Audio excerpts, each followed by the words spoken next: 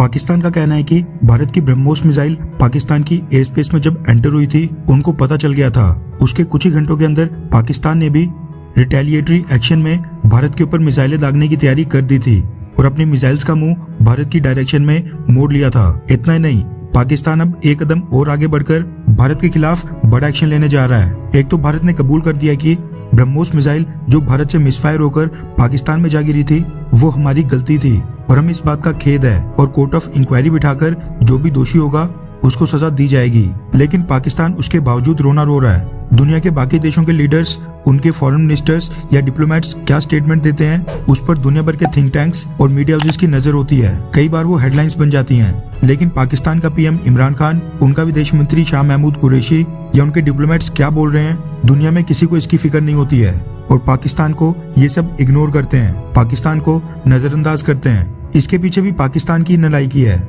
Missile misfire होने वाला incident कोई पहली बार सामने नहीं आया है। आज से पहले भी इतिहास में कई बार मिसाइल्स मिसफायर हुई हैं, जिनमें रशिया और अमेरिका जैसे देश भी शामिल हैं और उन मिसाइल्स के कारण तो कई बार कमर्शियल प्लेन्स भी हिट हुए हैं, सिविलियंस की भी कैजुअलिटी हुई है।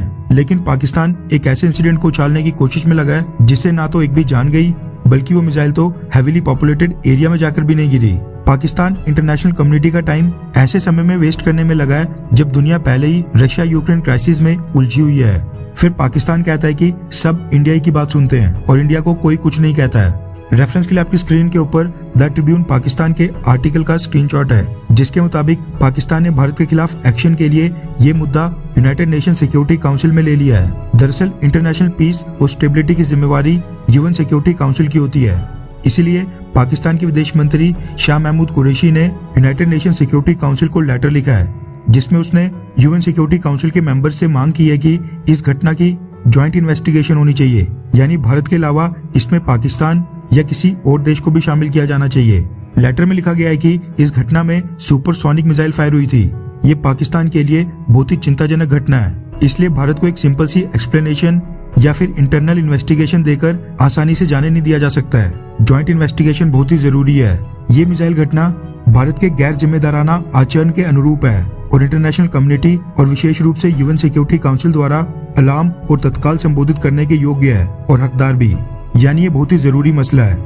ये लेटर यूएन सिक्योरिटी काउंसिल के प्रेसिडेंट लाना जाकी और यूनाइटेड नेशंस के जनरल सेक्रेटरी एंटोनियो गुटेरास को लिखा गया है। आपको एक बार फिर याद दिला दूं कि यूएन सिक्योरिटी काउंसिल की प्रेसिडेंसी इस समय यूनाइटेड अरब एमिरेट्स के पास है, जो भारत और पाकिस्तान के बीच में न्यूट्रल रहता है। इसलिए ये देखना दिलचस्प होगा कि पाकिस्तान के इस लेटर के ऊपर यूएन सिक्योरिटी काउंसिल में आगे की प्रोसीडिंग्स कैसे चलती हैं और इसके मेंबर्स भारत के ऊपर क्या बोलते हैं। अमेरिका पहले कह चुका है कि उनके मुताबिक ये एक एक्सीडेंट से ज्यादा कुछ भी नहीं है। वहीं चाइना के विदेश मंत्री वांग यी इसी महीने के अंत में भारत के दौरे पर आने वाले हैं। इंडिया विजिट से पहले चाइना भी भारत को टारगेट नहीं करेगा और बाकी 3 परमानेंट मेंबर्स रशिया, ब्रिटेन और फ्रांस, उन्होंने भी इसके ऊपर कोई कमेंट नहीं किया है। फिर भारत की आलोचना करना तो दूर की बात है।